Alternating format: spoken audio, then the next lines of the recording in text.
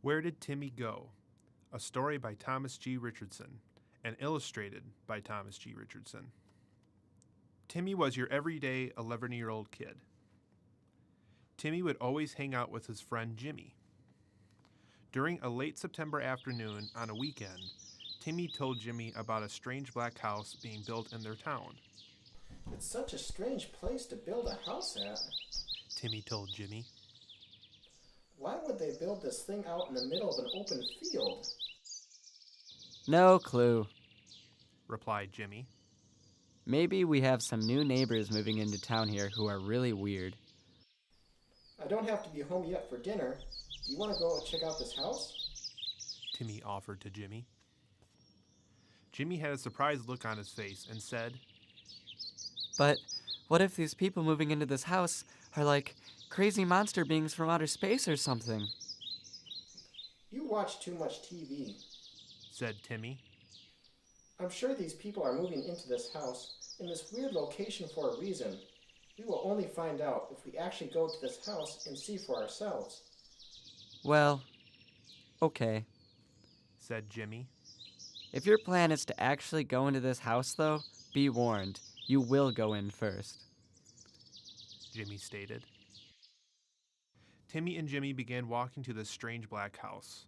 Two girls from their school were playing hopscotch outside and noticed Timmy and Jimmy across the street. These two girls were Leah and Mia, and they were friends with Timmy and Jimmy. What are you guys up to today? We're bored and we need something to do. Mia explained. Timmy responded with, Well, there is a new house being built not too far from here that has some weird things going on with it. Jimmy and I figured that we could go check it out ourselves. So, would you boys mind if us two girls tagged along to see this house with you? Mia asked.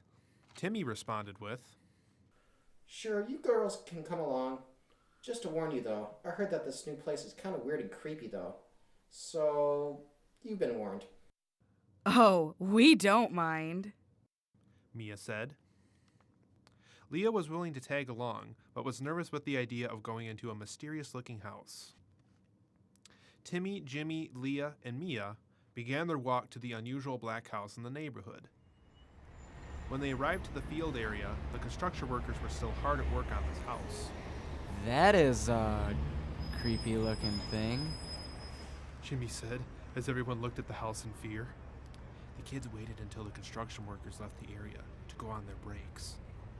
Timmy and the gang wanted to find the absolute right time to go check out this house. The coast was now clear, Now's our chance to check out this house. said Timmy. The four kids snuck over to the house, almost tiptoeing the whole way there.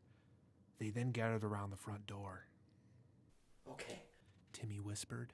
I will head into the house first, and if I'm not back out here within the next 5 minutes, feel free to come into the house to either come in and get me, or we may have entered something that is much bigger than we thought, and I'll need backup in that case. Sound good? Timmy continued to say in whisper. How long is 5 minutes? Jimmy asked. I don't know. Timmy whispered back. I didn't pay attention that much in math class. Just count to 500 or something. Will do, Said Mia. Be careful. Leah blurted. Hope to be back out here soon. Timmy whispered as he opened the door and entered the house. 3 minutes have passed, and the kids have still not seen Timmy come out the front door yet, Where did Timmy go? asked Leah. The group heard from inside the house. It's Timmy. He's in trouble. Jimmy yelled as the group stopped playing the waiting game and charged into the house. The inside of the house was dark and spooky. Jimmy, Leah, and Mia could hardly see anything.